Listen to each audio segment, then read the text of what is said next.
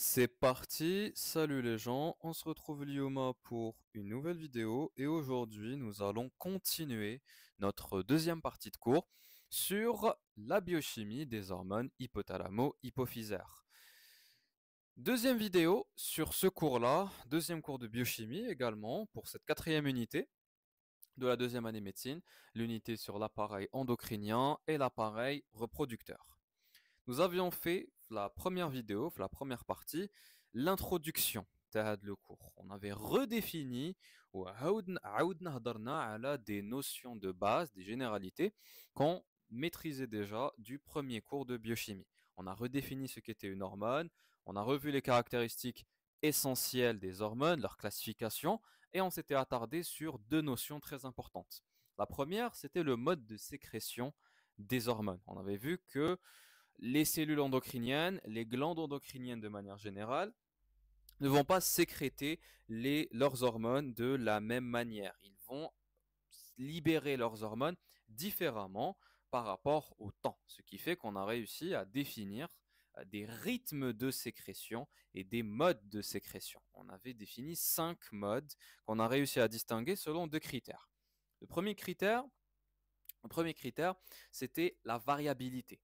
Est-ce que la sécrétion hormonale allait varier énormément au cours du temps ou pas? On avait réussi à définir la sécrétion pulsatile, parce qu'il y avait de grosses variations, et la sécrétion tonique, monotonique, qui était plus ou moins constante et stable dans le temps, avec très peu de variations. Ensuite, on avait vu cette sécrétion-là, si il y a des variations notables dans le temps, ces variations-là allaient être, ils vont être compris dans une durée de temps. C'est la durée nécessaire pour que toutes les variations, les différentes variations se fassent avant qu'elles ne se répètent, qu'elles ne forment une boucle, un cycle.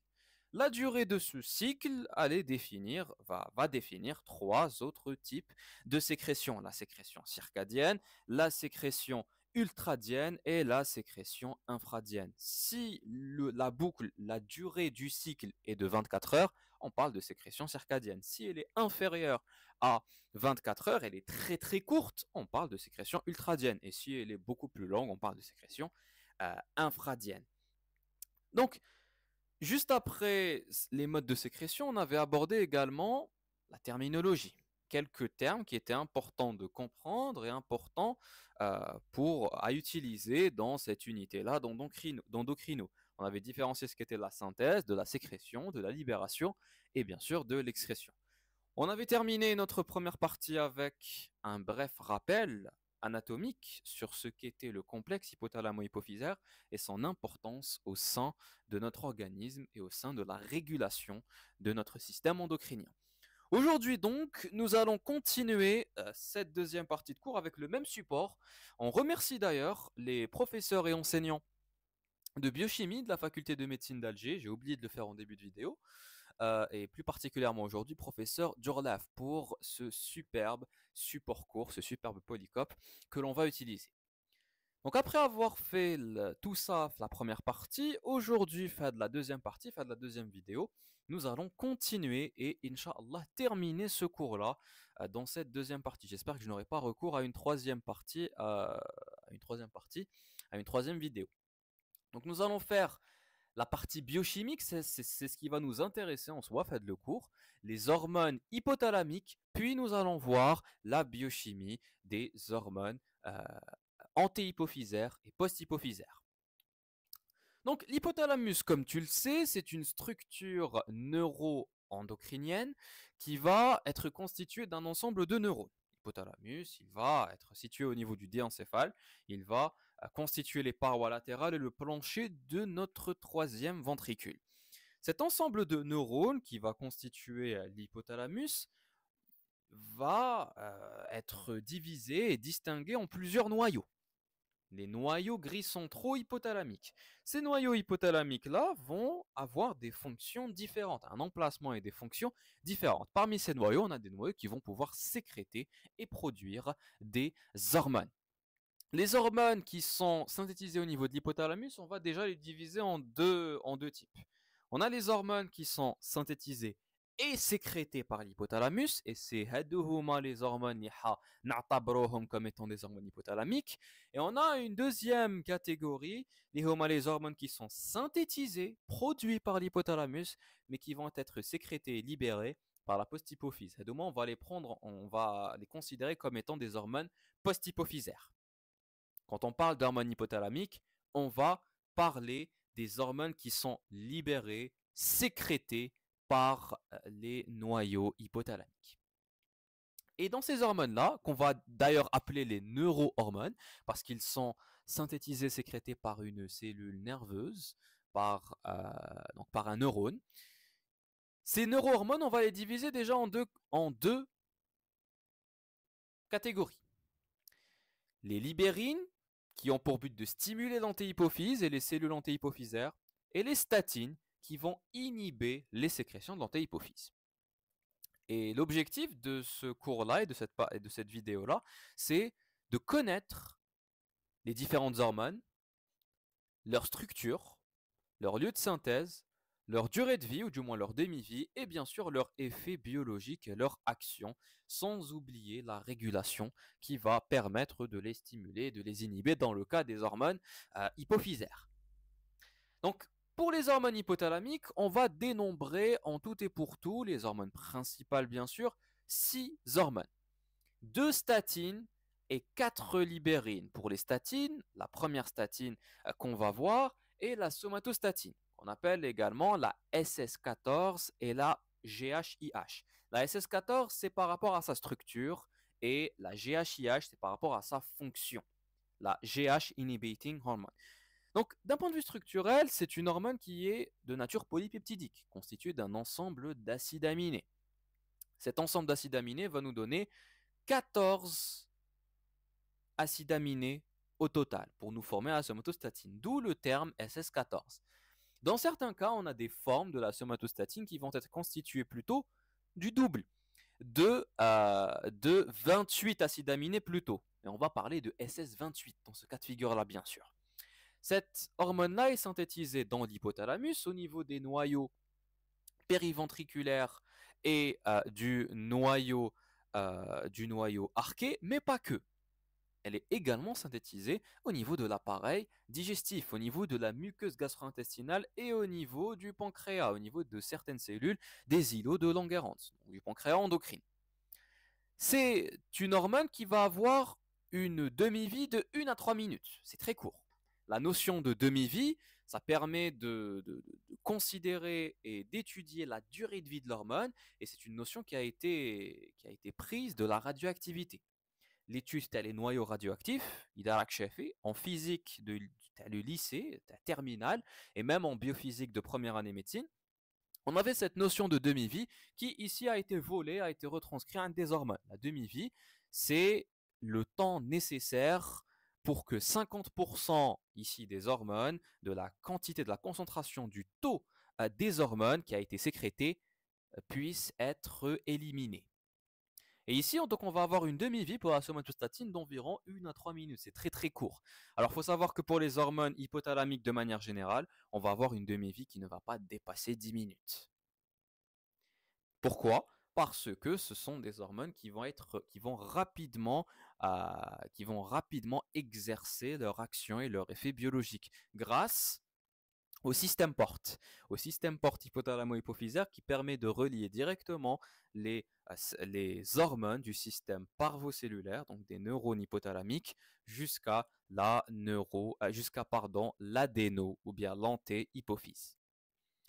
L'action de cette somatostatine, vu qu'on l'appelle la GHIH, l'inhibiting hormone de la GH, c'est bien sûr d'inhiber la sécrétion de cette hormone de croissance. Elle peut également inhiber celle de la TSH. C'est important à savoir. Et bien sûr, lorsqu'elle est sécrétée dans le milieu digestif, au niveau de l'appareil digestif, elle va permettre d'inhiber et de réguler la libération et la sécrétion de certaines hormones au niveau digestif, comme la gastrine ou encore la CCK, la cholécystokinine, si tu te rappelles de tes cours de physio, de l'unité numéro 2. On passe maintenant à la deuxième statine qui est la dopamine. La dopamine, elle est considérée comme étant le facteur inhibiteur de la prolactine, l'hormone inhibitrice de la prolactine. On appelle également le PIF ou là le PIH. D'un point de vue structurel, c'est un neurotransmetteur de la famille des catécholamines, c'est-à-dire qu'on va prendre une tyrosine et on va lui faire subir des réactions comme des hydroxylations pour obtenir cette dopamine-là. Elle est très importante au niveau du système nerveux, elle est considérée comme étant un neurotransmetteur et elle est bien sûr présente au niveau de notre système endocrinien sous la forme, euh, sous sa forme bien sûr de catécholamine. Cette dopamine-là, c'est une hormone très importante qui a plusieurs rôles et qui a plusieurs lieux de synthèse d'ailleurs, hein. Ici, là, le lieu de synthèse dont on va parler au niveau de l'hypothalamus, c'est bien sûr le noyau arqué de l'hypothalamus. Elle va avoir une demi-vie relativement courte, 1 à 2 minutes également. Donc ça ne va pas dépasser qui marque les 10 minutes pour les hormones hypothalamiques. Et elle aura pour but, à ce niveau-là, d'inhiber la sécrétion de la prolactine par les cellules mammotropes, lactotropes de l'antéhypophyse. Elle est aussi impliquée dans le contrôle de certaines fonctions motrices et même dans le réflexe du vomissement. Il faut savoir que ce neurotransmetteur-là, il est très très très important, il est mis en cause dans plusieurs phénomènes importants à connaître. Il faut savoir que la dopamine, on la considère comme étant l'hormone ou bien la neurohormone, le neurotransmetteur du plaisir, hein. C'est elle qui va être mise en jeu euh, dans le, le cycle de la récompense, dans le circuit pardon, de la récompense, permettant ainsi de mettre en place des addictions et des dépendances. On passe désormais à la troisième neurohormone hypothalamique et là maintenant on va rentrer dans les releasing hormones, dans les libérines. La première libérine qu'on va voir, c'est la somatocrinine ou bien la somatolibérine, qui n'est rien d'autre que la GHRH, la Growth Hormone Releasing Hormone. C'est une hormone de nature polypeptidique, qui va être constituée de 44 acides aminés, ce qui est plus que la somatostatine, qui était à 14 ou là 28 acides aminés. Elle va être synthétisée au niveau du noyau arqué de l'hypothalamus de manière pulsatile, une sécrétion pulsatile, c'est-à-dire qu'il y aura des variations de sécrétion de cette GHRH avec bien sûr un cycle circadien. La durée de ces variations-là va être de 24 heures environ. Elle va avoir une demi-vie relativement courte, 7 à 10 minutes, donc elle ne dépasse pas les 10 minutes, et elle va avoir pour action, comme son nom l'indique, de stimuler la sécrétion de l'hormone de croissance de la GH. Cette sécrétion pulsatile-là, elle est essentielle pour pouvoir bien pour pouvoir bien stimuler la sécrétion de GH. Et cette sécrétion-là et ces variations de libération de la somatocrinine sont bien sûr influencées par plusieurs paramètres, dont le sommeil profond, qui favorise la synthèse de GH, mais également le stress, qui va influer sur les variations de sécrétion de cette hormone. Deuxième, libérine. Et par la même occasion, quatrième hormone ou la neurohormone hypothalamique. C'est la CRH, la corticolibérine.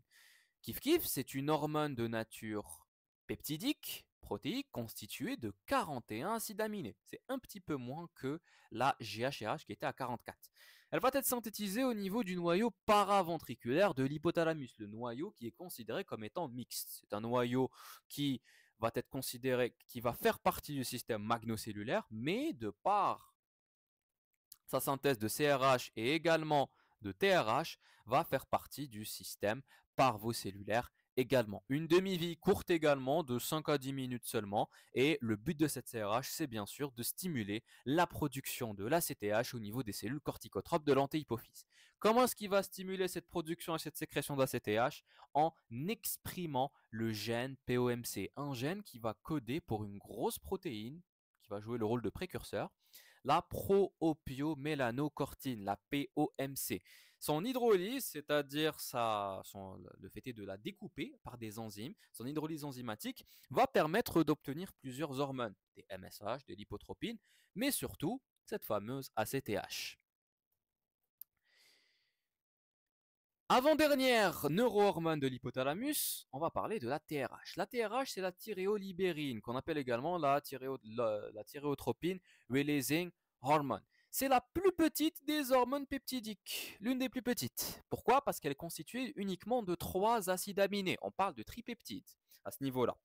3 petits acides aminés seulement qui vont être synthétisés et assemblés au niveau du noyau paraventriculaire de cet hypothalamus. Une demi-vie très très courte également, moins de 5 minutes. Et l'action, l'effet biologique principal de cette TRH, c'est bien sûr de stimuler la sécrétion de la TSH, l'hormone thyréotrope qui va stimuler la thyroïde.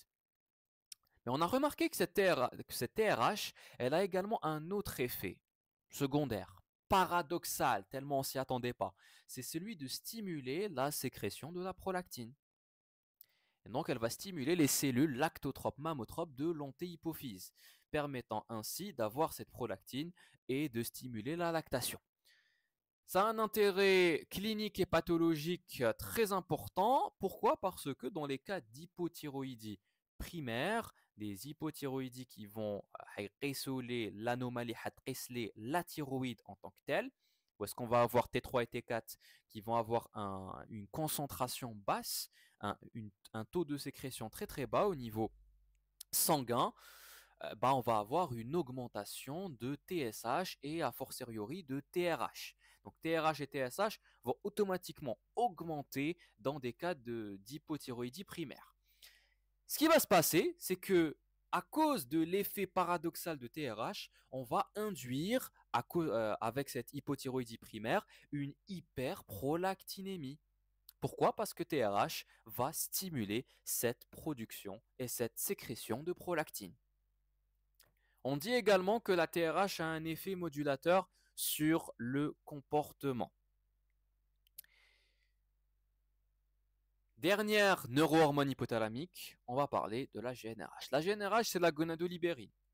C'est la releasing hormone pour les gonadotrophines qui sont LH et FSH. Elle va avoir une structure une structure donc protéique, peptidique, constituée de 10 acides aminés. On parle de décapeptides. Il faut savoir que le précurseur de cette GnRH, la protéine, lorsqu'elle est synthétisée après transcription et traduction du gène qui va coder pour cette GnRH, il va être constitué de 92 acides aminés. C'est après, avec les modifications post-traductionnelles, après les hydrolyses enzymatiques, qu'on va avoir uniquement 10 acides aminés qui vont nous former ce décapeptide. La synthèse se fera au niveau du noyau arqué, mais également et surtout au niveau du noyau préoptique de l'hypothalamus.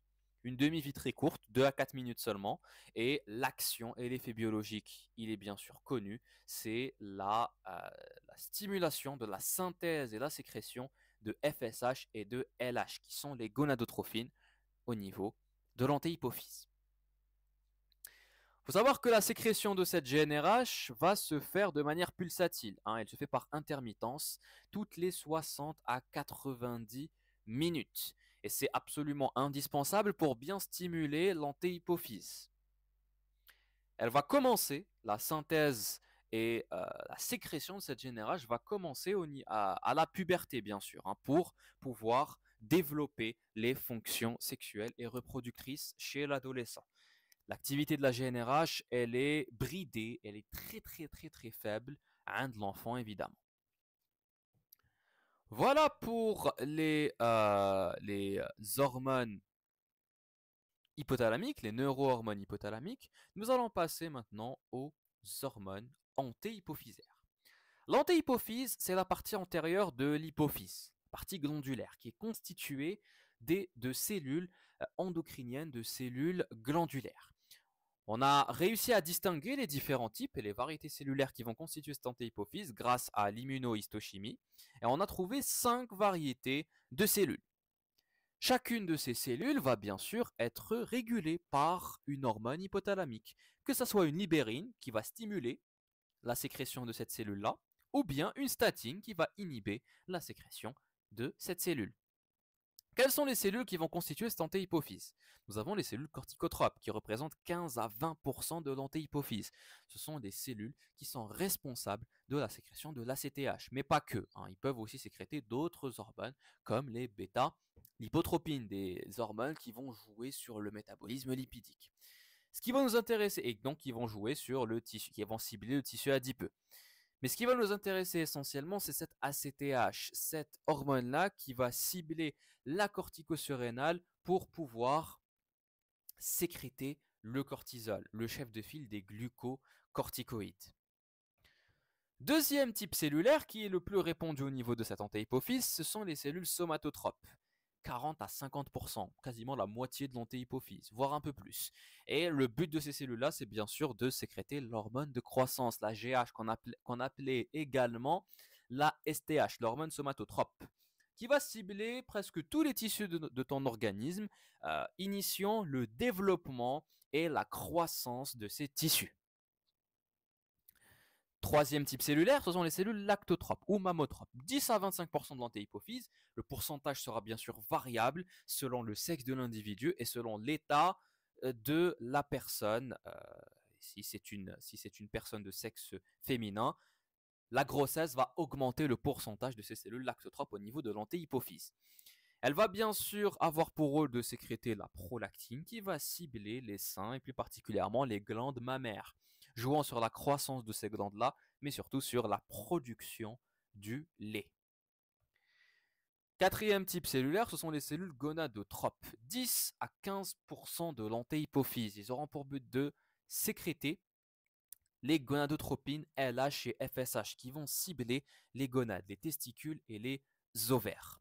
Dernier type cellulaire, le moins fréquent au niveau de l'antéhypophyse, les cellules thyréotropes, 3 à 5% uniquement. Ils vont synthétiser et sécréter la TSH qui va bien sûr cibler la thyroïde pour stimuler sa croissance et également ses sécrétions de T3 et de T4. On commence avec l'étude de l'ACTH, l'hormone corticotrope, qui est bien sûr synthétisée par les cellules corticotropes de l'antéhypophyse. Ils vont être synthétisés à ce niveau-là et ils vont avoir une demi-vie de 10 minutes. Au niveau des hormones antéhypophysaires, la demi-vie des hormones sera supérieure à 10 minutes. Ça va tourner aux alentours des 10 à 30 minutes à peu près, avec pour certains cas quelques heures. Et on va le voir juste après avec les gonadotrophines. La biosynthèse de cette ACTH, on l'a dit, elle va se faire par le biais de l'expression du gène POMC qui va coder pour la protéine du même nom, la protéine, la pro-opiomelanocortine, la protéine POMC, qui va être constituée au début, juste après sa traduction, de 265 acides aminés. De ces 265 acides aminés, il y aura des modifications post-traductionnelles permettant la maturation de cette POMC et on va obtenir 241 acides aminés qui va constituer cette POMC. Ensuite, on aura l'hydrolyse enzymatique. Les enzymes vont permettre de couper cette grosse protéine, ce précurseur, pour obtenir les hormones suivantes selon le type de cellule et selon le matériel enzymatique disponible. On peut avoir des MSH, c'est-à-dire des hormones qui vont stimuler les mélanocytes, les cellules productrices de mélanine, du pigment naturel de notre peau. On a plusieurs types, alpha, bêta, gamma. Et on peut avoir les lipotropines, bêta, gamma, qui sont des hormones qui vont influencer sur le métabolisme lipidique. On peut avoir aussi des endorphines, bêta-endorphines. Mais l'hormone la plus intéressante et la plus importante, et celle qu'on est en train d'étudier, c'est bien sûr cette ACTH. Des 241 acides aminés de la POMC, on va uniquement garder 39 acides aminés qui vont constituer cet ACTH, dont 24 acides aminés qui ne vont jamais varier au niveau de cet ACTH. Pourquoi? Parce que la constitution et la structure des hormones peut varier d'un individu à un autre et peut surtout varier selon les espèces. Ici, on a remarqué que 24 des 39 des acides aminés, les 24 des 24 premiers acides aminés ne varient jamais. C'est une hormone qui, bien sûr, va être sécrétée selon un rythme circadien et bien sûr de manière pulsatile. On va avoir des variations, beaucoup de variations. Et le pic de cet ACTH va arriver aux environs de 6 heures du matin, juste avant le pic du cortisol. Et sa concentration sera minimale la moitié de la nuit, aux alentours de 23 heures à peu près. Avant, bien sûr, le, le taux minimal de notre cortisol. Cet ACTH, il aura pour fonction, bien sûr, de stimuler la cortico-surrénale pour la production du cortisol, qui est le chef de file des glucocorticoïdes. Il va permettre aussi la croissance, la trophicité de cette cortico-surrénale, mais il aura également d'autres fonctions, l'hypolyse et la stimulation de la sécrétion de mélanine. Ces effets-là, ils sont dus au fait que dans ces 39 acides aminés qui constituent l'ACTH, on a une séquence d'acides aminés qui va aider à la constitution de la MSH, de l'hormone stimulant des mélanocytes, l'hormone mélanotrope, qui justifie ainsi cet effet biologique similaire à la MSH. Comment est-ce qu'on va réguler la sécrétion de cet ACTH? La régulation va se faire par une stimulation grâce à des hormones et à une inhibition grâce à un rétrocontrôle. La stimulation va se faire grâce essentiellement à la CRH. Tu le sais, l'hormone, la releasing hormone de l'hypothalamus qui va jouer sur les cellules corticotropes de l'antéhypophyse va permettre de stimuler la CTH. La CRH va stimuler les cellules corticotropes de l'antéhypophyse, permettant d'avoir cet ACTH-là. C'est ce qu'on appelle une hormone sécrétagogue qui va permettre de stimuler la sécrétion d'une autre hormone. Mais elle n'est pas toute seule. On a découvert plus récemment que cette CRH est accompagnée de deux autres hormones, deux autres peptides. Nous avons déjà la vasopressine, l'ADH, l'hormone antidiurétique, mais également le PACAP, un peptide qui est sécrété également par l'hypothalamus. Ces trois hormones-là, ils vont activer l'expression génique du gène POMC et aussi la synthèse de cet ACTH, puis sa sécrétion par les cellules corticotropes de l'antéhypophyse. Donc CRH avec l'ADH et même le PACAP sont les trois hormones qui permettent de stimuler la sécrétion de cet ACTH. Est-ce qu'on a d'autres paramètres qui permettent de stimuler la sécrétion de cet ACTH? Oui, on a le stress, qu'il soit physique ou bien psychologique. Psychologique dû à une peur quelconque ou bien à un événement qui a été interprété par ton cerveau, ou bien physique qui a été causé par une infection, une fièvre, une douleur, une fatigue ou bien même une variation de température quelconque. Ce stress-là va permettre d'augmenter la sécrétion d'ACTH. Comment? En augmentant la sécrétion de CRH.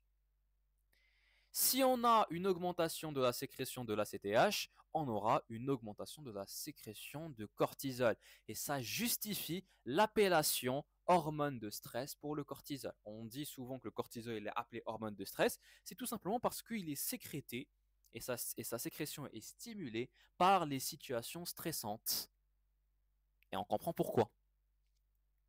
Ça, ce sont les facteurs qui permettent de stimuler la sécrétion de cet ACTH.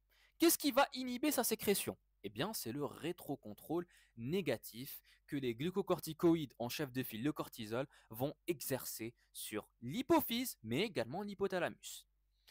Une sécrétion trop accrue de glucocorticoïdes et de cortisol va avoir pour effet de limiter, d'inhiber la sécrétion de CRH au niveau de l'hypothalamus, mais également la sécrétion d'ACTH au niveau de l'hypophyse. C'est une boucle de rétrocontrôle, un rétrocontrôle négatif.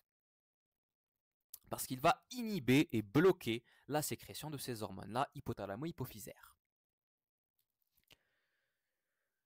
Bien sûr, si on a des problèmes avec la régulation et la sécrétion de cette hormone-là et de l'axe en lui-même, on va avoir des pathologies qui vont être associées. La pathologie la plus connue qui est associée à l'axe corticotrope, c'est bien sûr le syndrome de Cushing. Le syndrome de Cushing, il se définit comme étant un hypercorticisme, c'est-à-dire un taux trop élevé de cortisol au niveau sanguin. Si on a un taux trop élevé de cortisol au niveau du sang, c'est qu'il y a un problème avec la régulation au niveau de l'ACTH. Donc, la dysrégulation de la sécrétion d'ACTH va nous donner automatiquement un problème de sécrétion du cortisol, ce qui peut nous donner cet hypercorticisme, ce syndrome de Cushing. Quelles sont les raisons qui peuvent créer une anomalie avec la sécrétion d'ACTH? Nous avons d'abord les adénomes hypophysaires, des tumeurs bénignes au niveau de l'hypophyse qui vont augmenter le nombre de cellules corticotropes et sécréter de l'ACTH en excès. Trop d'ACTH va nous donner une surstimulation de la corticosurrénale et donc va nous donner un surplus de cortisol et de glucocorticoïdes, syndrome de Cushing, hypercorticisme. On a une deuxième raison, c'est les sécrétions ectopiques de l'ACTH, c'est-à-dire que l'on peut avoir des cellules endocriniennes, des cellules corticotropes qui peuvent synthétiser cet ACTH dans des organes qui n'ont pas pour fonction de sécréter cette hormone. Par exemple, on peut retrouver une sécrétion ectopique, une sécrétion qui est hors de son lieu habituel, de son lieu normal, des cellules qui peuvent sécréter l'ACTH au niveau du pancréas ou bien au niveau du poumon par exemple. Lorsque ça arrive, on parle de sécrétion ectopique et bien sûr ça va totalement dérégler la régulation de la sécrétion de cortisol et nous donner plusieurs des pathologies et ici le syndrome de Cushing. On a terminé avec la CTH, on va passer maintenant à la deuxième hormone antéhypophysaire qui est sécrétée par les cellules les plus nombreuses au niveau de l'antéhypophyse, c'est l'hormone de croissance, la GH, la Growth Hormone. Cette GH, cette hormone de croissance qu'on appelait avant la STH, l'hormone somatotrophe, la somatotropine hormone, est une hormone de nature polypeptidique très grande, constituée de 191 acides aminés avec une seule chaîne polypeptidique de 22 kilodalton et qui va avoir deux ponts disulfure, deux liaisons disulfure de par la présence des acides aminés cystéine. La synthèse de cette GH va se faire, bien sûr, comme tu le sais, au niveau des cellules somatotropes de l'antéhypophyse. Et elle va avoir une demi-vie un peu plus longue, plus que 10 minutes, aux alentours de 20 à 30 minutes. Sa sécrétion va bien sûr être pulsatile, avec plusieurs pics. Des pics nocturnes, les sarafulil, bien sûr après endormissement. C'est pour ça que euh, le sommeil des adolescents et des enfants est très important pour leur croissance, parce que ça permet de stimuler la synthèse de cette GH. Mais également, on risque d'avoir des pics diurnes, c'est-à-dire des pics pendant la journée, qui vont être rythmés qui vont être, euh, qui vont être stimulés entre les repas et après les efforts physiques. Et on va voir pourquoi. Qu'est-ce qui va permettre de réguler cette sécrétion de GH? C'est bien sûr les hormones hypothalamiques. Donc nous avons la somatocrinine ou la somatolibérine, la GHRH qui va stimuler sa sécrétion, et la SS14, la somatostatine qui va permettre de l'inhiber. Cette sécrétion pulsatile elle est due à cette alternance entre GHRH et GHIH. Mais ce ne sont pas les seuls éléments, les seuls facteurs qui vont faire varier sa sécrétion. On a d'autres facteurs qui peuvent augmenter ou inhiber sa sécrétion. Les facteurs qui vont augmenter sa sécrétion, c'est l'hypoglycémie, les acides gras libres, l'arginine, les catécholamines et le cortisol. Pourquoi? Parce que ce sont des hormones qui vont être sécrétées dans des situations de stress.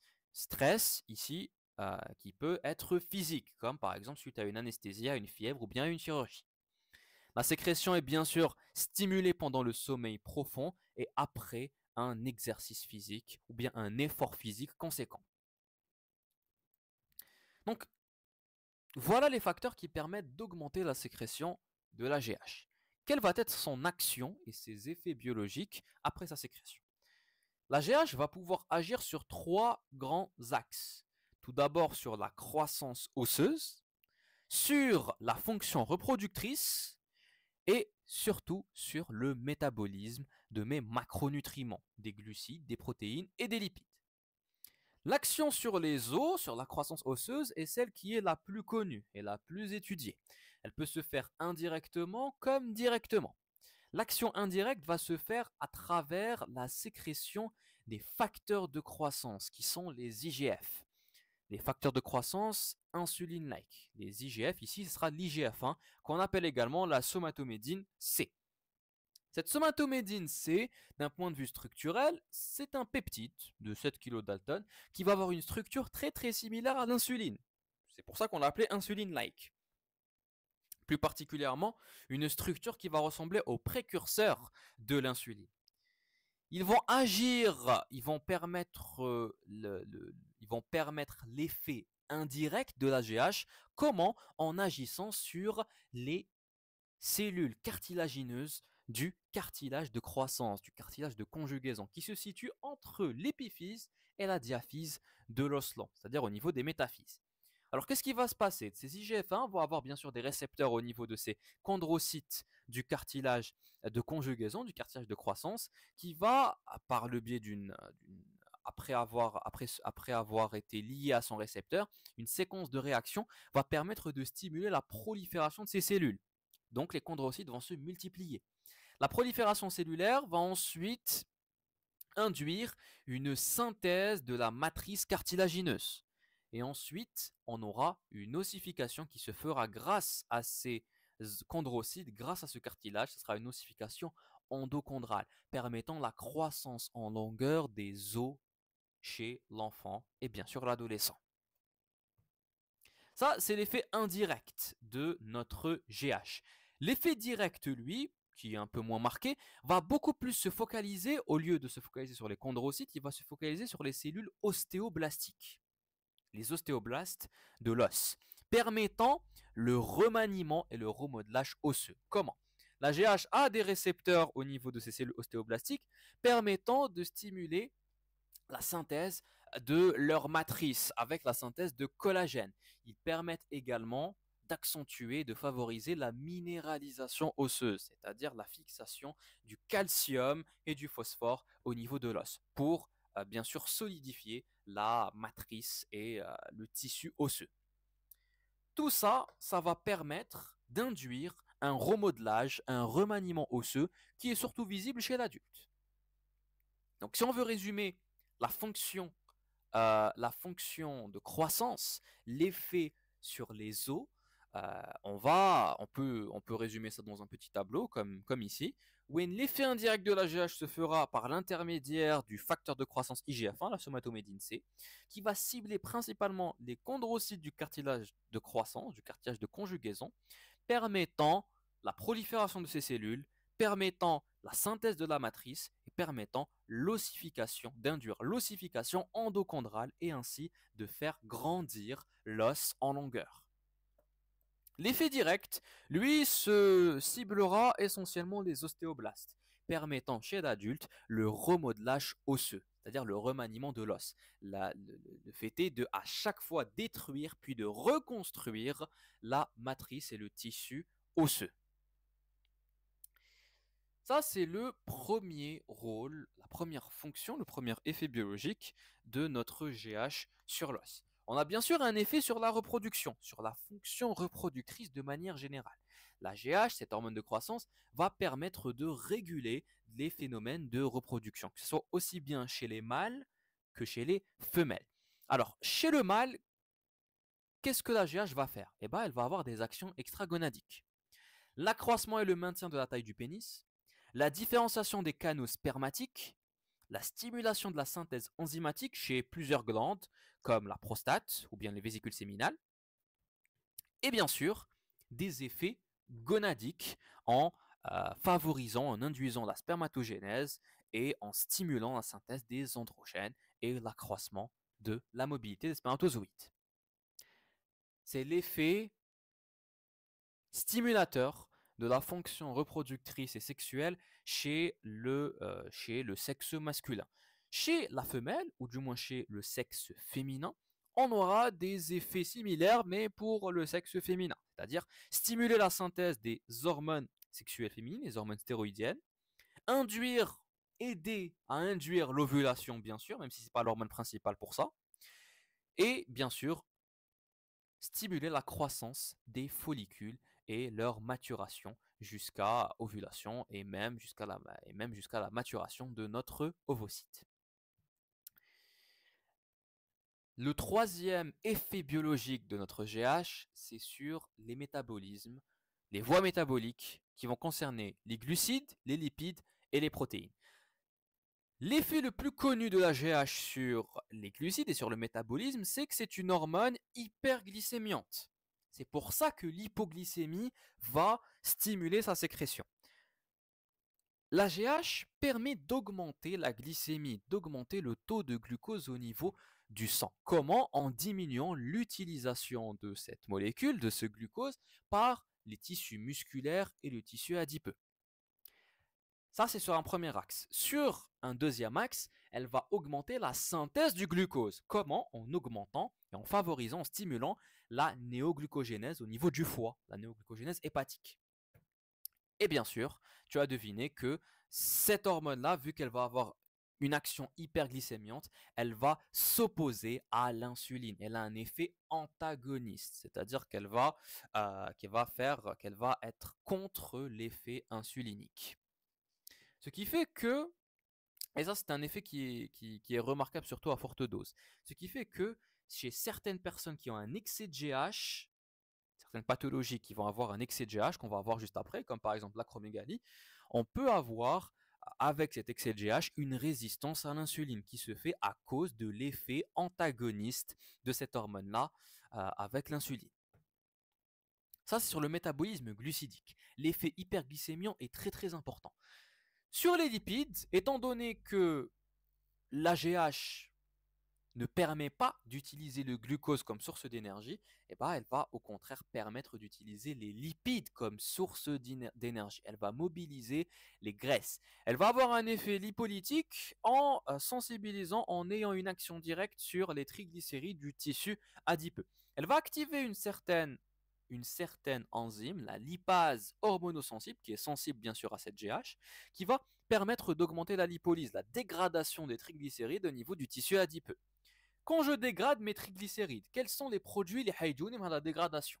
On va libérer des acides gras libres au niveau sanguin qui vont permettre de jouer le rôle de source d'énergie. On va utiliser les acides gras libres comme source d'énergie au lieu d'utiliser le glucose. Et la dégradation des triglycérides va aussi libérer le glycérol. Le glycérol, si tu te rappelles bien, c'est une des molécules qui peut servir de précurseur à la néoglucogénèse. On peut utiliser le glycérol dans la néoglucogénèse pour synthétiser le glucose. Donc, ce double effet sur le métabolisme glucidique en favorisant la néoglucogénèse et en empêchant et en augmentant la glycémie, en empêchant l'utilisation du glucose par les cellules musculaires et adipeuses, et dans le même temps utiliser les cellules ou du moins utiliser les lipides comme source d'énergie va permettre d'épargner le glucose et d'augmenter ainsi sa concentration au niveau sanguin et d'augmenter la glycémie. Le troisième effet sur le métabolisme, il se fera ressentir au niveau des protéines. La GH, c'est une hormone anabolisante. Elle a un effet anabolique. C'est-à-dire qu'elle va favoriser la synthèse protéique. C'est pour ça qu'elle est utilisée le dopage. La GH est une molécule, est une hormone qui est utilisée de manière très très très récurrente dans les sports de haut niveau comme molécule dopante, comme produit dopant, à cause de cet effet anabolique. Donc, la GH va permettre de stimuler la capture des acides aminés et ensuite d'augmenter la synthèse protéique au niveau de l'os, mais surtout au niveau du muscle. Ce qui permet l'hypertrophie musculaire. Et ça justifie le pourquoi la GH elle est utilisée comme produit dopant essentiellement le bodybuilding, où l'hypertrophie des muscles est l'objectif principal de ces athlètes-là. Dans le même temps, cet effet anabolique, c'est-à-dire qu'il va favoriser la synthèse, l'anabolisme, va bien sûr s'opposer à la dégradation, au catabolisme des protéines. Donc si on veut résumer l'effet métabolique de l'AGH sur les glucides, lipides et protéines, on va dire que l'AGH a un effet hyperglycémiant, augmentant la concentration de glucose au niveau sanguin, s'opposant à l'insuline. Euh, pour épargner ce glucose-là, on va plutôt utiliser les lipides comme source d'énergie, d'où l'effet lipolytique sur le métabolisme lipidique. Et dans le même temps, l'AGH va être considéré comme étant une substance anabolique qui va favoriser la synthèse protéique et s'opposer au catabolisme et à la dégradation des protéines, surtout au niveau musculaire.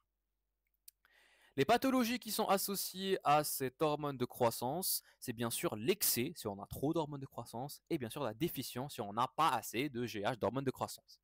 Dans le cas de l'excès de la GH, deux situations, deux cas de figure peuvent se présenter à nous. Tout d'abord, on peut avoir un excès de GH précoce, c'est-à-dire un excès, les ISRA, lorsque l'individu est encore un enfant ou bien un adolescent, lorsque les cartilages de croissance, les cartilages de conjugaison n'ont pas encore été soudés. Ça peut être dû à une hyperactivité hypophysaire, à un adénome, une tumeur, ou bien un défaut d'inhibition par la somatostatine. La somatostatine ne fait pas son effet d'inhibition, ce qui fait qu'on va avoir trop de GH. Dans ce cas de figure-là, où est-ce que l'excès de GH arrive à un âge précoce, lorsque l'enfant, l'adolescent n'a pas terminé sa croissance, on va observer un gigantisme. L'enfant et l'adolescent vont avoir une taille exagérément beaucoup trop grande, c'est-à-dire il géant. A l'inverse, si on a cet excès d'hormones de croissance qui va être acquis après puberté, après soudure et fermeture des cartilages de conjugaison et des cartilages de croissance, on va plutôt avoir non pas une croissance en longueur, mais plutôt une croissance en largeur. C'est une acromégalie. Et l'acromégalie, c'est une pathologie qui va avoir un tableau clinique assez caractéristique.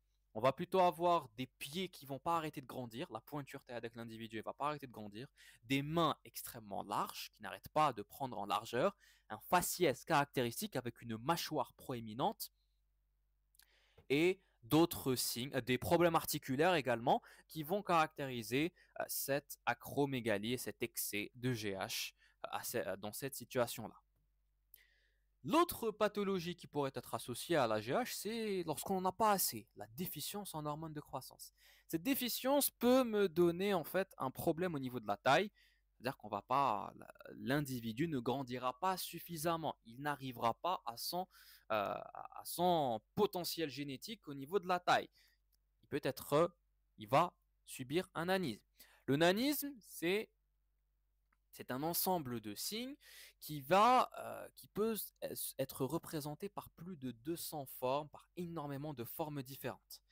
Le nanisme, la déficience en hormones de croissance, c'est un nanisme qui est harmonieux, c'est-à-dire que les différents segments de l'organisme et du corps de l'individu vont quand même garder une certaine cohérence, ils vont quand même garder une certaine proportion normale.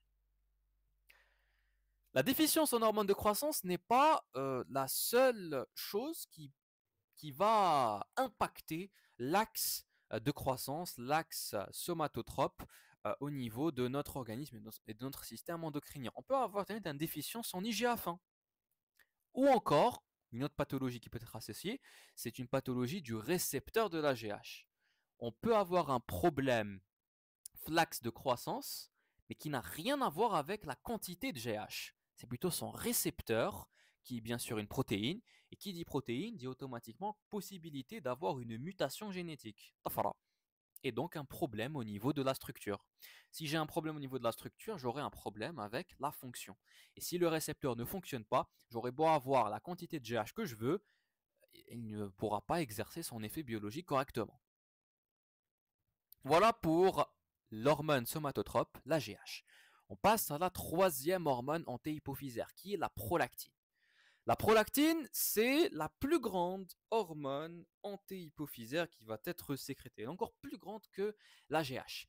C'est une hormone de nature protéique, de nature peptidique. C'est un polypeptide qui est constitué de presque 200 acides aminés. On est à 198, 199 acides aminés. avec une grosse ressemblance à la GH. La séquence d'acides aminés qui constitue la prolactine avec celle qui constitue la GH, il y a 40% de ressemblance, 40% d'homologie à peu près. Cette hormone-là sera bien sûr sécrétée et synthétisée par les cellules lactotropes, qu'on appelle également les cellules mammotropes, de l'antéhypophyse. Mais pas que. La prolactine peut être également synthétisée au niveau du placenta et également au niveau des cellules superficielles, des cellules déciduales de la muqueuse utérine, en fin de cycle et en début de grossesse. Elle va avoir une demi-vie de 15 à 20 minutes à peu près, donc ça dépasse les 10 minutes, et elle aura une action sur, bien sûr, les glandes mammaires. On aura un effet mammotrope pour la croissance, pour stimuler la croissance des glandes mammaires. Une sécrétion de prolactine accrue va permettre d'augmenter le tissu glandulaire mammaire. On aura un effet sur la production du lait, un effet lactogénique, stimulant la production du lait pour permettre l'allaitement après l'accouchement. Et on a aussi découvert récemment que cette prolactine a un rôle angiogénique, c'est-à-dire qu'elle favorise la formation et le développement des vaisseaux sanguins. La sécrétion de cette prolactine doit être stimulée pendant la grossesse et l'allaitement. Pendant la grossesse, on a une augmentation de la sécrétion, partiellement à l'augmentation des oestrogènes. Et pendant l'allaitement, la sécrétion de la prolactine, elle est maintenue par un réflexe, le réflexe de la succion du mamelon. Lorsque le bébé, lorsque le nouveau-né allaite et suce le mamelon, ce réflexe neuroendocrinien permet de maintenir une sécrétion de prolactine pour toujours avoir une quantité de lait disponible pour le nouveau-né. Lorsque la succion et le réflexe n'est pas remis en jeu, après bien sûr l'accouchement, après la phase d'allaitement, la prolactine va doucement arrêter son effet lactogénique et ne plus permettre une production du lait. Cette prolactine va être régulée par des facteurs qui vont la stimuler et des facteurs qui vont l'inhiber. La stimulation, on l'a vu, elle se fait en partie par la TRH. Ce qui explique l'intérêt clinique de la morbellette. La TRH permet de stimuler la prolactine. Et cette hormone-là, elle sera inhibée par la dopamine, par le PIF, la dopamine, bien sûr, qui est synthétisée et sécrétée au niveau de l'hypothalamus. Il faut savoir que la stimulation par la TRH, c'est une stimulation qui est, entre guillemets, accessoire. Pourquoi? Parce que la prolactine peut être synthétisée même lorsque on a coupé la communication entre l'hypophyse et l'hypothalamus. C'est la seule hormone antéhypophysaire qui va continuer à être sécrétée après avoir coupé la tige pituitaire, après avoir sectionné la liaison entre l'hypothalamus et l'hypophyse. On dit que c'est une hormone qui est régulée par une inhibition tonique, c'est-à-dire qu'on va réguler sa sécrétion essentiellement par la dopamine et par l'inhibition. La stimulation, elle est moindre. La stimulation, elle est accessoire par la TRH. On va voir d'autres facteurs qui permettent de stimuler et d'inhiber la prolactine, la sécrétion et la libération de prolactine. On va citer des facteurs physiologiques au niveau de notre organisme et des facteurs pharmacologiques, c'est-à-dire des substances, des médicaments, des molécules qui peuvent être prises pour stimuler ou inhiber la sécrétion de prolactine et ainsi pallier à des situations pathologiques. On va commencer avec les facteurs stimulants. Qu'est-ce qui va stimuler la libération de la prolactine? Des points de vue physiologiques, on a, comme on a dit, la stimulation du mamelon avec l'allaitement, ce qui est logique. Le réflexe de succion du mamelon permet d'entretenir la libération et la sécrétion de la prolactine. Le stress, le froid, l'exercice physique stimulent également la libération et l'hypoglycémie également. Les rapports sexuels et les comportements sexuels également stimulent la libération de cette prolactine. Pour les facteurs pharmacologiques, on va avoir plusieurs molécules, plusieurs substances qui vont permettre de stimuler la libération de la prolactine, essentiellement en inhibant l'effet dopaminergique. Alors, quelles sont les substances qui peuvent stimuler la sécrétion de prolactine? On a tout d'abord les neuroleptiques. C'est une classe de molécules qui font partie donc des antipsychotiques, donc des molécules chimiques qui ont pour but de moduler l'activité du système nerveux et de lutter contre les épisodes de psychose, entre autres. Parmi ces neuroleptiques, on peut retrouver le sulpiride, substance connue qui joue le rôle euh, d'anxiolytique. Elle lutte contre, donc ce sulpiride lutte contre contre l'anxiété et peut être utilisé comme étant un traitement la dépression. Ces neuroleptiques, avec le sulpiride qui est un type de neuroleptique en soi, c'est un anxiolytique, avec des opioïdes et des dérivés morphiniques. À Doma, ce sont des substances qui ont une action analgésique très très importante. Ils vont pallier, ils vont inhiber la douleur. Ce sont tous des substances qui vont permettre de prendre la place de la dopamine sur certains de ces récepteurs. Ce sont des substances qui vont être antagonistes et avoir un effet antagoniste sur les récepteurs dopaminergiques. Si je prends la place de la dopamine, je vais éviter son effet. Je vais lever l'inhibition qui a été faite avec la dopamine, ce qui va permettre de stimuler la libération de la prolactine. On a aussi comme facteur pharmacologique TRH. J'ai pas besoin de citer Wa'alash qui va stimuler la prolactine parce qu'on a dit que c'est une stimulation accessoire qui est faite avec cette hormone-là. Et on a aussi la cimétidine qui a un effet un peu moins direct, un effet indirect. C'est une molécule qui va jouer sur, qui va permettre de l'acidité gastrique, donc d'abaisser l'acidité au niveau de l'estomac, et c'était l'un des traitements qui était utilisé dans des cas d'ulcères ou bien même de RGO, de reflux gastro-œsophagien. Voilà les facteurs qui permettent de stimuler la sécrétion de la prolactine essentiellement. Pour les facteurs inhibiteurs, l'essentiel, le facteur physiologique le plus important, c'est bien sûr la dopamine. Hein. C'est un neurotransmetteur, neurohormone, sécrété naturellement pour inhiber la sécrétion de la prolactine. On a remarqué que même la somatostatine, la SS14, inhibe sa sécrétion.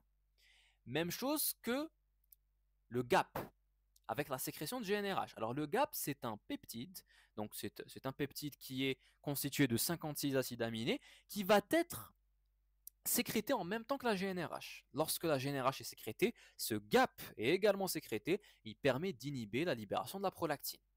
Mais l'essentiel et le facteur le plus important, ça reste la dopamine. Pour les facteurs pharmacologiques, on va jouer sur cette dopamine avec le L-Dopa et la nicotine qui vont augmenter la sécrétion de dopamine. Le L-Dopa, tu le sais, c'est une substance, normalement tu es censé le savoir, on en a déjà parlé dans le cours précédent, c'est une substance intermédiaire, c'est une molécule intermédiaire dans la biosynthèse, dans la voie de biosynthèse des catécholamines. Le L-Dopa, il vient juste avant la dopamine, et la dopamine, tu le sais, va donner la noradrénaline et l'adrénaline. Lorsqu'on administre du L-Dopa à un patient ou bien à un malade, on va favoriser la sécrétion de dopamine par les neurones dopaminergiques. Les neurones dopaminergiques peuvent utiliser ce L-Dopa qui va ensuite être converti en dopamine et stimuler sa sécrétion. La nicotine également. Nicotine, tu le sais, substance retrouvée au niveau du tabac, au niveau des cigarettes, si tu fumes évidemment. Cette nicotine-là, elle va stimuler les neurones dopaminergiques, permettant une plus grande quantité de dopamine, une plus grande sécrétion de dopamine qui va ainsi inhiber la sécrétion de prolactine. Et mal on a un agoniste, donc ça c'est le traitement pour les hyperprolactinémies.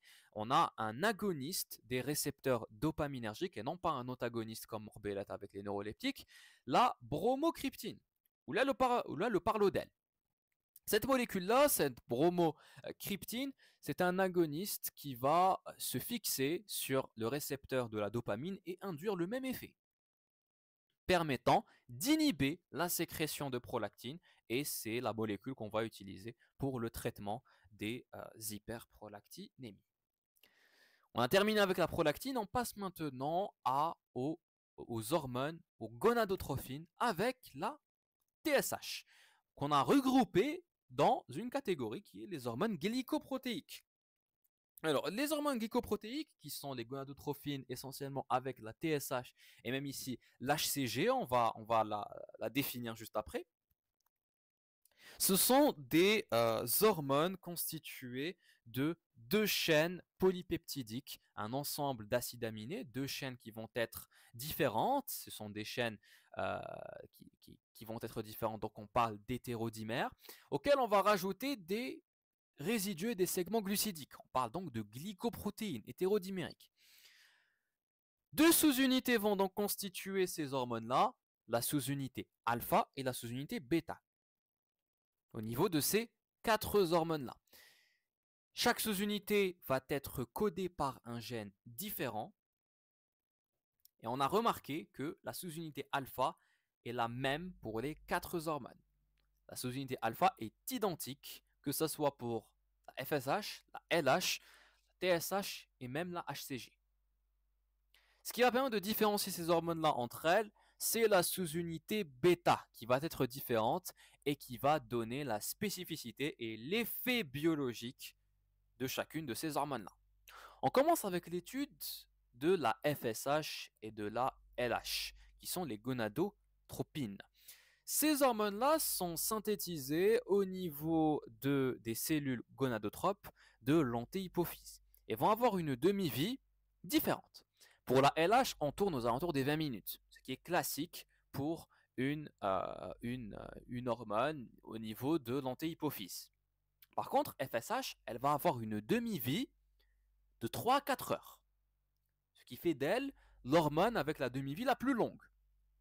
Elles vont être produites différemment selon les sexes, bien sûr, selon le sexe de l'individu. La production et la régulation de la FSH et de la LH sera bien sûr différente. Chez l'homme, la production de FSH et de LH va être régulière, continue et autonome, permettant d'avoir un effet régulateur, un effet stimulateur sur la spermatogénèse et sur la production des androgènes et essentiellement ici de la testostérone au niveau des testicules. Chez la femme, FSH et LH va subir beaucoup de variations. Des variations qui vont durer 28 jours. Le cycle de variation de FSH et de LH va durer 28 jours et ça va permettre de définir le cycle menstruel. Avec un pic de LH au milieu du cycle, au niveau du 14e jour, permettant d'initier et de stimuler l'ovulation. Ces hormones-là, bien sûr, vont être régulées. Leur synthèse et leur sécrétion vont être régulées. Elles vont être stimulées par la GnRH essentiellement, qui va avoir un effet très très grand surtout sur la LH. Et elles vont être inhibées par un rétrocontrôle. Des stéroïdes et des hormones sexuelles, qui sont la testostérone et l'œstrogène. Elles sont inhibées par une autre hormone peptidique qui n'est pas stéroïdienne, c'est l'inhibine, qui est une hormone qui va permettre de réguler et d'inhiber la synthèse, comme son nom l'indique, la synthèse de LH et de FSH. Chez la femme, maintenant nous allons voir les effets biologiques de ces deux hormones-là.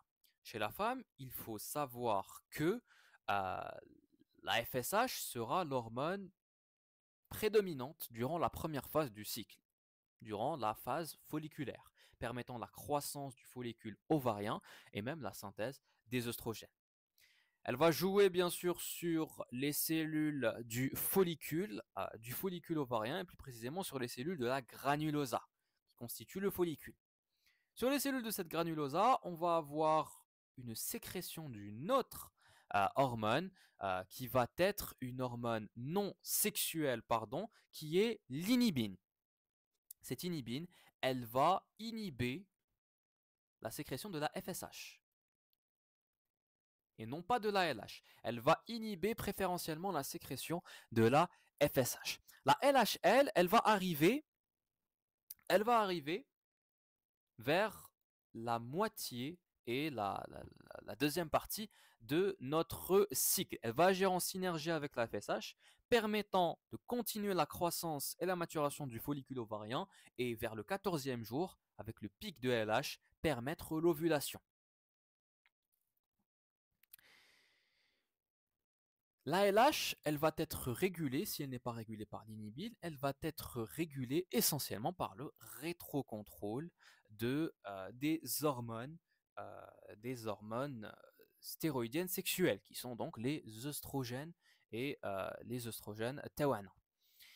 Chez l'homme, la FSH va intervenir essentiellement dans la spermatogénèse, permettant de stimuler les cellules de Sertoli, qui sont des cellules de soutien au niveau donc des tubules et des tubes séminifères, pour favoriser l'action gamétogénique, c'est-à-dire la formation des gamètes, la spermatogénèse en tant que telle. Sur la deuxième action sur les cellules de Sertoli, ça permet de synthétiser déjà de base l'inhibine, permettant donc d'inhiber sa sécrétion pour ne pas qu'elle ne soit trop importante, mais également de sécréter une protéine de transport qu'on appellera l'ABP, l'androgen binding protein, qui va permettre de transporter la testostérone. Cette testostérone, elle va être sécrétée par le testicule, par les cellules de Leydig, grâce à la LH. Chez l'homme, la FSH permet l'action gamétogénique, permet de stimuler la gamétogénèse, et la LH va permettre la sécrétion et la synthèse de la testostérone. Voilà pour les gonadotrophines FSH et LH. Parlons maintenant de la TSH. La TSH, c'est l'hormone thyréotrope qui va permettre de stimuler la thyroïde, la glande thyroïdienne. Elle est stimulée par la TRH et elle va avoir une demi-vie de 1 heure, 60 minutes. Elle est sécrétée selon un rythme circadien et son pic sera nocturne, ce qui est important à savoir. C'est important à savoir pour les dosages de cette hormone-là.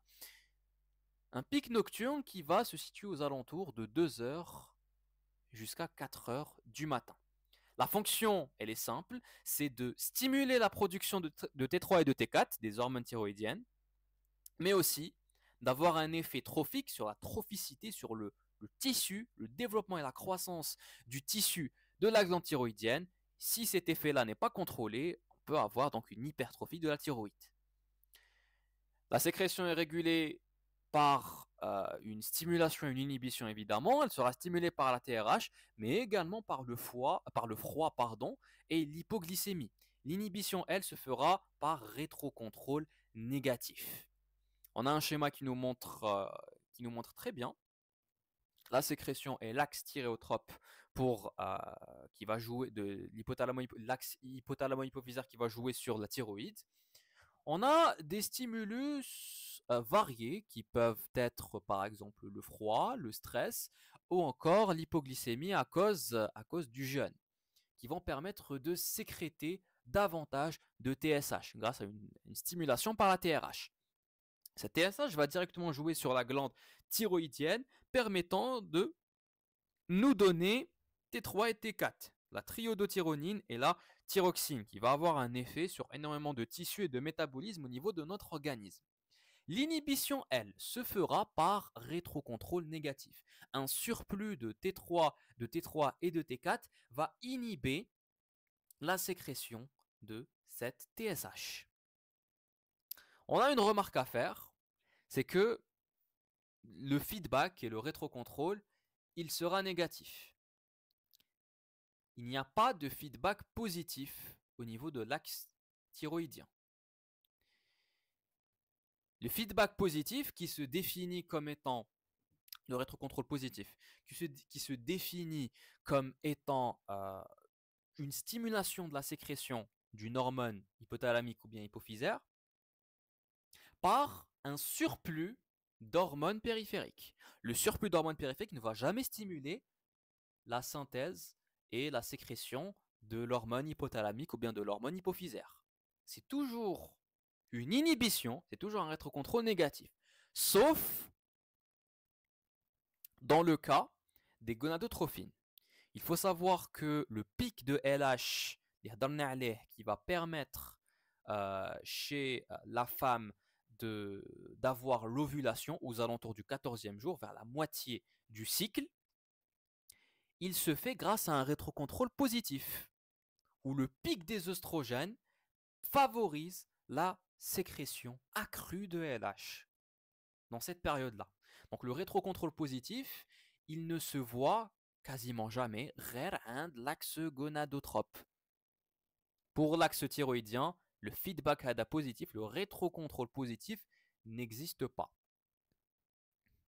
On termine les hormones antihypophysaires avec les hormones glycoprotéiques avec l'HCG. Ce n'est pas une hormone qui est sécrétée par l'antihypophyse, donc elle n'est pas censée être étudiée fait le cours, mais on l'a quand même mis là. Pourquoi? Parce qu'elle fait partie de la famille des gonadotrophines. Elle a un intérêt clinique important. Alors cette HCG, on l'appelle l'hormone chorionique gonadotrope, spécifique à l'humain, qui va être sécrétée par le placenta. Essentiellement, le placenta qui est issu du tissu ou bien des cellules du trophoblaste. Si tu te souviens de tes cours d'embryo de première année, le trophoblaste est l'ensemble des cellules qui va aider donc à la constitution de l'embryon au même titre que les cellules de l'embryon en tant que tel. C'est lui qui va permettre de donner des annexes embryonnaires en se différenciant en cytotrophoblaste et en syncytiotrophoblast. Et parmi les annexes qu'il va donner, le trophoblaste donne essentiellement le placenta. Ce placenta-là va, au début de la grossesse, permettre, donc c'est le trophoblaste bien sûr, au début de la grossesse, vu que le placenta n'est pas encore formé à proprement parler, ce tissu trophoblastique va, au début de la grossesse, sécréter en grande quantité cette HCG. Cette HCG, c'est une gonadotrophine. Pourquoi est-ce qu'on l'a appelée gonadotrophine? Parce qu'elle va avoir un effet et une fonction et une activité similaire à celle de la LH. Elle permet le maintien du corps jaune et le maintien de la grossesse. Elle va être synthétisée en grande quantité au point où est-ce que les taux de HCG vont énormément augmenter au début de la grossesse. Et c'est cette augmentation de la HCG qui est détectable dans les tests de grossesse. Les tests de grossesse qui permettent grâce à l'analyse de l'urine, de détecter la présence des HCG, de l'hormone HCG, permet de nous dire si la femme est oui ou non enceinte. Il faut savoir que les tests de grossesse vont doser essentiellement la sous-unité bêta de l'hormone HCG, la bêta-HCG comme on dit. Pourquoi est-ce qu'on va doser la sous-unité bêta? Tout simplement parce que la sous-unité alpha est identique à toutes les autres hormones, à toutes les autres gonadotrophines et aussi à la TSH. Il faut savoir que cette hormone-là, cette HCG, n'a pas un but, n'a pas un rôle uniquement clinique que pour les tests de grossesse. Sa sécrétion, si elle est beaucoup trop élevée, elle peut indiquer une tumeur ou bien une grossesse anormale au niveau donc de notre trophoblaste. Ça peut indiquer une tumeur trophoblastique, une maladie trophoblastique gestationnelle qui rétrécit le tissu trophoblastique pendant la grossesse. La tumeur trophoblastique, elle se définit comme n'importe quelle tumeur, comme une anomalie de développement, une prolifération anormale des cellules telles le trophoblaste. Cette tumeur-là, elle peut être bénigne, étant une grosseur anormale qui peut survenir à l'ajal, une fécondation qui ne s'est pas passée comme prévu, et nous donner ce qu'on appelle une grossesse molaire, ou bien ce qu'on appelle également la mole idatiforme. Ou bien cette tumeur-là, cette prolifération anormale des cellules trophoblastiques, peut être maligne et nous donner un cancer, le choriocarcinome, cancer donc au niveau du trophoblaste. C'est cancer donc au niveau du placenta. C'est donc très important dans le cas d'une détection d'une sécrétion élevée de bêta-HCG, de HCG, et donc lorsqu'on a détecté une grosse quantité de bêta-HCG, de tout de suite aller vers les explorations radiologiques, vers les explorations vers l'échographie surtout, parce que les autres explorations sont bien sûr déconseillées, vers l'échographie pour vérifier si il s'agit bien d'une maladie trophoblastique gestationnelle ou bien s'il s'agit juste d'une grossesse normale avec d'une grossesse multiple avec des jumeaux ou bien des triplés ou autres. Parce que dans le cas de la présence de jumeaux ou bien de triplés, la sécrétion de HCG est bien sûr augmentée. Donc la demi-vie de cette hormone-là, bien sûr, l'HCG sous sa forme complète, elle va avoir une demi-vie d'environ 24 à 36 heures. C'est beaucoup quand même, plusieurs heures. Donc elle va avoir une demi-vie supérieure à celle donc de la FSH, mais vu qu'elle ne fait pas partie des hormones synthétisées par l'antéhypophyse, on considère toujours que la FSH c'est l'hormone qui aura la demi-vie la plus longue au niveau de l'antéhypophyse. La sous-unité libre maintenant, elle aura une demi-vie de 3 heures et pour la alpha, la sous-unité bêta, oui, libre, elle aura une demi-vie de 3 heures environ et alpha 2 heures environ. On a terminé avec les hormones antihypophysaires, nous passons désormais aux hormones post-hypophysaires. Les hormones post-hypophysaires sont des hormones qui ont été synthétisées au niveau de l'hypothalamus et qui auront une sécrétion et une libération au niveau de cette post-hypophyse. On va introduire un petit peu la post-hypophyse, faire un petit rappel sur ces hormones-là. Il faut savoir que la post-hypophyse est une extension nerveuse du tissu hypothalamique. Les axones des noyaux supraoptiques et paraventriculaires de l'hypothalamus vont se continuer jusqu'à donner naissance à cette neurohypophyse, à cette partie postérieure de la glande hypophysaire. Ce qui fait d'elle une structure neuro-endocrinienne à proprement parler. Donc,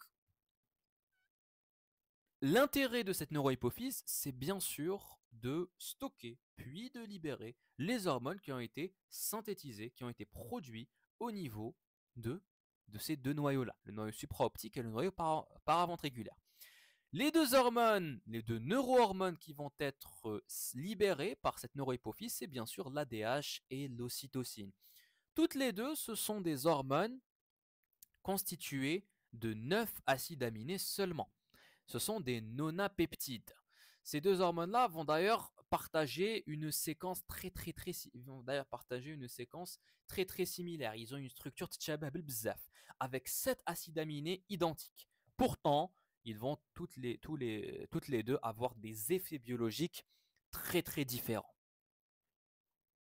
Donc d'un point de vue structurel, ils vont avoir comme on a dit, une structure très très similaire avec même le même pont disulfure qui va y avoir entre les deux cystéines en position 1 et en position 6. Malgré cette structure-là très similaire, ils auront un effet biologique et une activité très différente.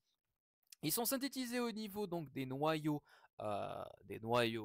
supraoptiques et paraventriculaires, ces deux hormones-là, et elles vont être transportées par des protéines de transport que l'on appellera les neurophysines au niveau des axones de ces deux noyaux hypothalamiques. Il faut savoir que la biosynthèse de l'ADH et de l'ocytocine passe tout d'abord par un précurseur. Un précurseur qui a un poids moléculaire beaucoup plus grand et qui a une séquence d'acides aminés beaucoup plus grande. Ce précurseur-là, donc cette pré-pro-ADH ou bien cette pré-pro-ocytocine, va bien sûr subir une hydrolyse et une coupure. On va couper le peptide signal et on va couper des séquences d'acides aminés qui vont aider à la constitution de ces neurophysines. Ces protéines de transport sont synthétisées et sécrétées en même temps que l'ADH et l'ocytocine.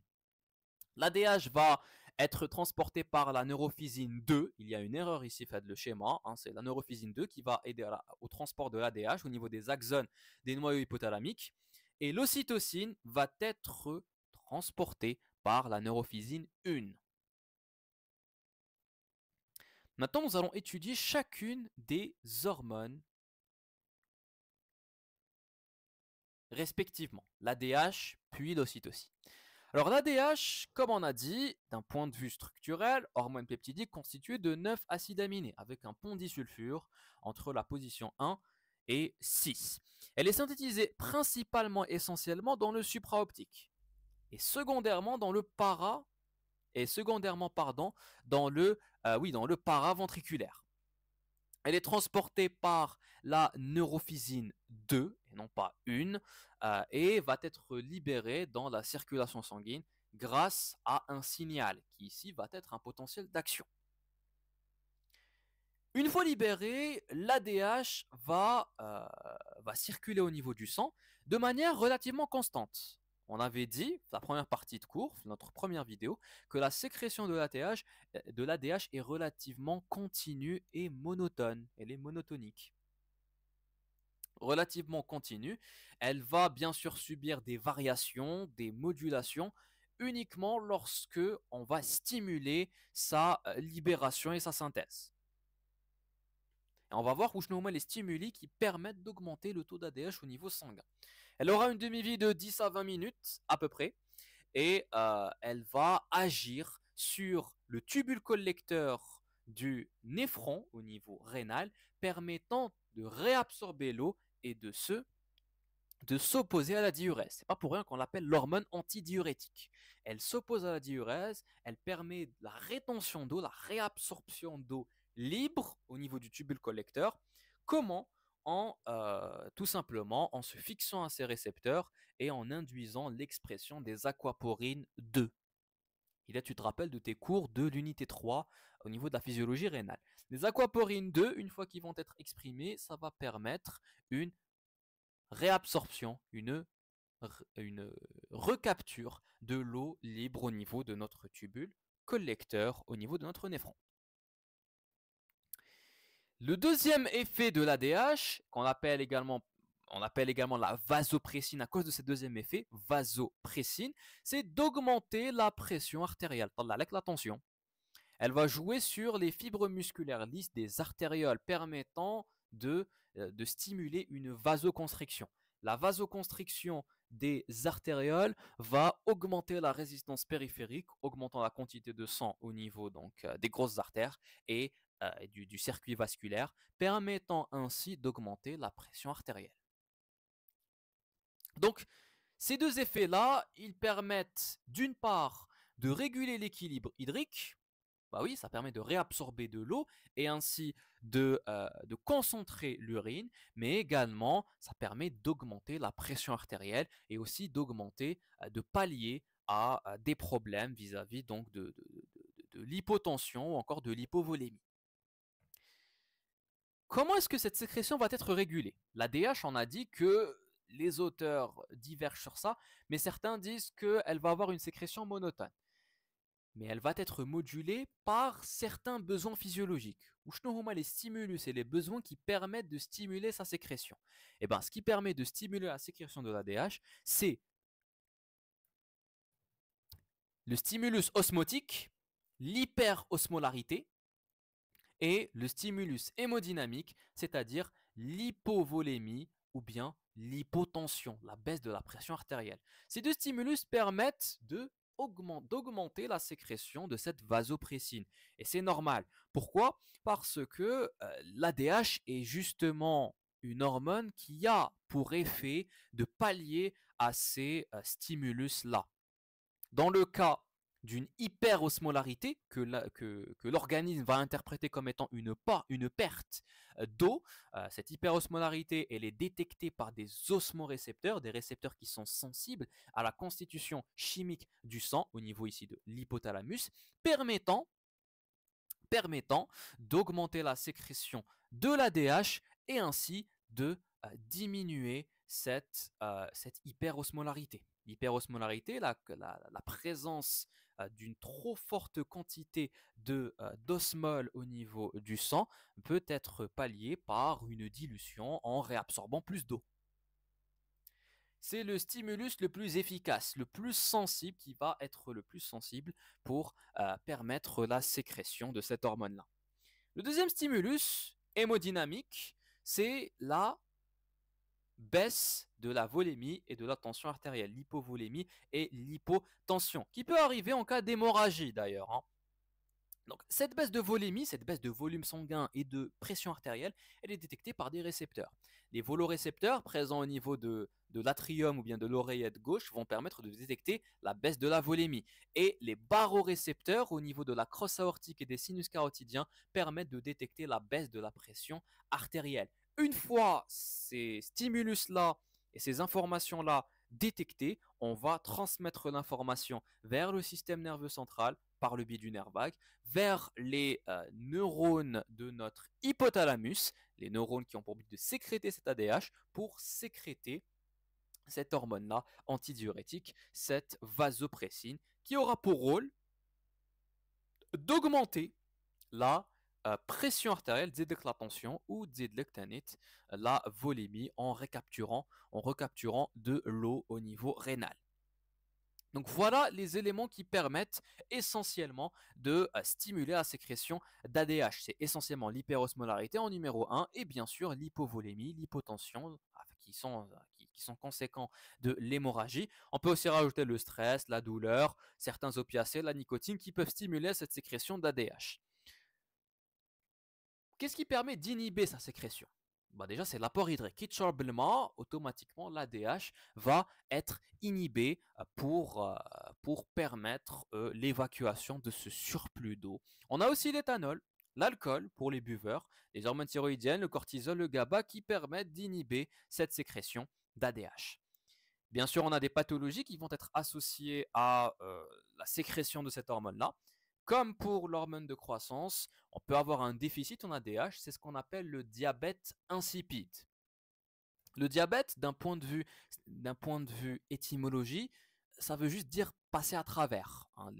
Les diabétiques, ils ont ce problème-là, ce symptôme de polyuropolydipsie, où est-ce qu'ils boivent énormément d'eau et ils urinent énormément.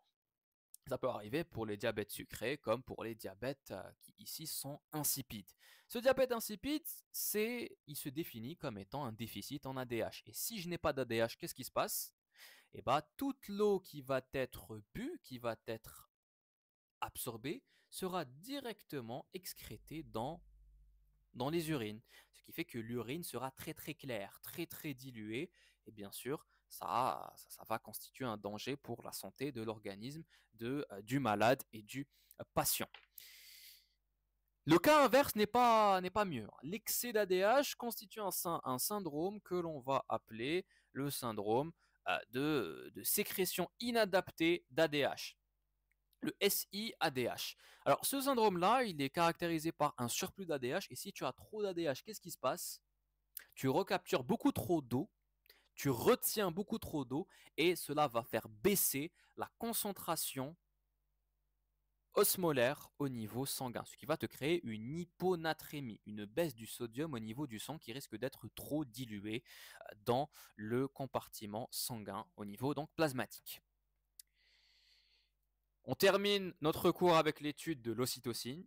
L'ocytocine est une hormone d'un point de vue structurel également peptidique, constituée donc de 9 acides aminés également, structure qui ressemble beaucoup à celle de l'ADH. Elle va être synthétisée au niveau du noyau paraventriculaire essentiellement et de manière secondaire au niveau donc du supra-optique. Elle va être transportée avec les neurophysines 1 et non pas 2, comme écrit ici au niveau de ce diapo, et va être libérée suite à un signal. La demi-vie de cette hormone est très très courte, 3 à 5 minutes, donc moins de 5 minutes pour l'ocytocine, et elle va cibler essentiellement les cellules musculaires donc, de l'utérus, donc le muscle utérin, permettant la contraction de ce muscle-là pendant l'accouchement, mais également les cellules myo-épithéliales des glandes mammaires pour permettre et stimuler l'éjection du lait pendant la succion du mamelon. Son rôle physiologique. Cette ocytocine est très important chez la femme comme chez l'homme. On surnomme cette hormone-là d'ailleurs l'hormone de l'attachement et on va voir pourquoi. Chez la femme, pendant l'accouchement, l'ocytocine permet d'accélérer l'accouchement en stimulant les contractions de l'utérus. stimulant les contractions du muscle utérin. Il permet à l'utérus de se rétracter, il permet aussi la délivrance, l'éjection du placenta et ainsi de terminer l'accouchement comme il se doit. Son effet est amplifié par un rétrocontrôle positif. C'est-à-dire que pendant le travail d'accouchement, la sortie du bébé qui va appuyer sur le col de l'utérus et permettre sa distension va être interprétée par des mécanorécepteurs qui va stimuler la sécrétion de cette ocytocine. Et ainsi, l'ocytocine va jouer et stimuler encore plus la contraction de cet utérus par ce rétrocontrôle positif et ainsi permettre l'accouchement normal. On a un deuxième rôle chez la femme qui se fera pendant la période de lactation, hein.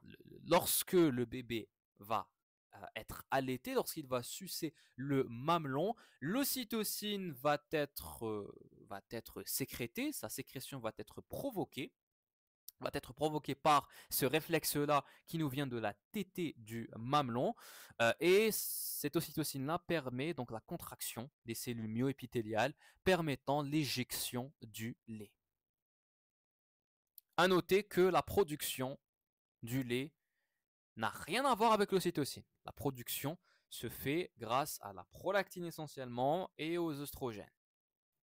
Ça, ce sont les deux effets les plus connus de notre ocytocine. Troisième effet, il faut savoir que l'ocytocine, comme je l'ai dit, c'est l'hormone de l'attachement. Certains la surnomment l'hormone de l'amour aussi. Elle est impliquée dans certains comportements, dans les liens mère-enfant, dans les relations affectives, dans les relations amoureuses aussi, au niveau de la confiance et du comportement pro-social. Même chose pour l'homme, hein. Chez l'homme, on aura aussi un effet similaire, hein, sur le comportement affectif et social, où l'ocytocine permet la formation des liens sociaux. Elle va être impliquée au niveau de la fidélité, la confiance interpersonnelle, la réduction du stress et bien sûr les relations amoureuses et l'attachement pour le sexe opposé. C'est pour ça qu'on l'appelle l'hormone de l'attachement. D'autres rôles au niveau chez le sexe masculin également. L'ocytocine est mise en jeu pendant l'éjaculation et pendant la fonction sexuelle. Elle est libérée au moment de l'orgasme, permettant la contraction de l'appareil, des éléments de l'appareil génital mâle pour éjecter le sperme et les spermatozoïdes. Donc on aura une contraction des canaux déférents de la prostate pour permettre l'éjaculation. Elle module la libido et l'érection et ça pourrait également expliquer son rôle et son importance pour l'attachement au niveau du sexe masculin. On a un troisième rôle qui est encore débattu et qui est encore à l'étude, c'est le rôle de la régulation cardiovasculaire et métabolique. Certains chercheurs affirment que l'ocytocine pourrait, et on précise bien au conditionnel, avoir des effets hypotenseurs qui pourraient faire baisser la tension artérielle et même, avoir des effets anti-inflammatoires, combattre l'inflammation. Elle pourrait être aussi mise en jeu dans la régulation des métabolismes des graisses et de la satiété, c'est-à-dire Sheba.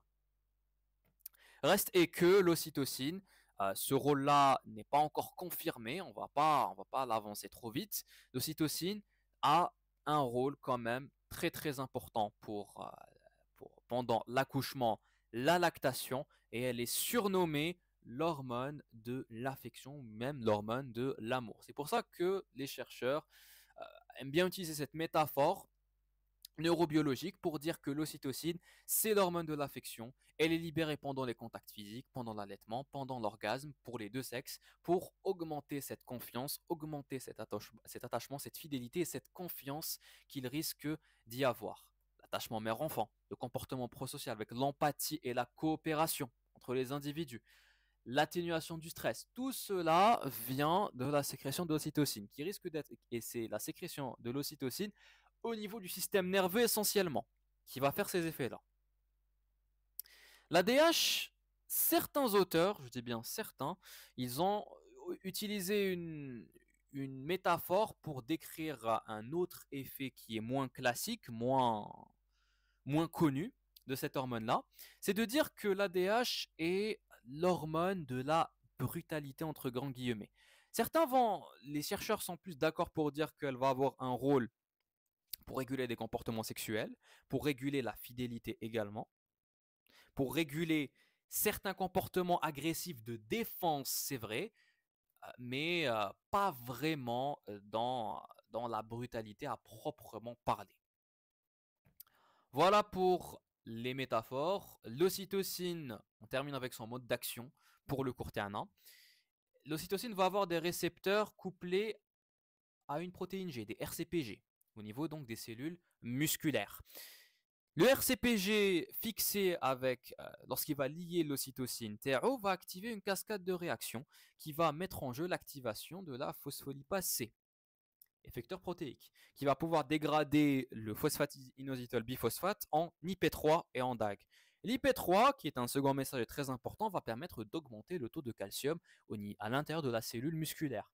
Et tu sais que le calcium est très important pour la contraction de la cellule musculaire. Voilà pour notre deuxième partie de cours sur la biochimie de l'axe hypothalamo-hypophysaire. J'espère que ça vous a plu. On se retrouve une prochaine fois, Inch'Allah, pour une prochaine vidéo. Portez-vous bien, ala khair. Wassalamu alaikum wa rahmatullah.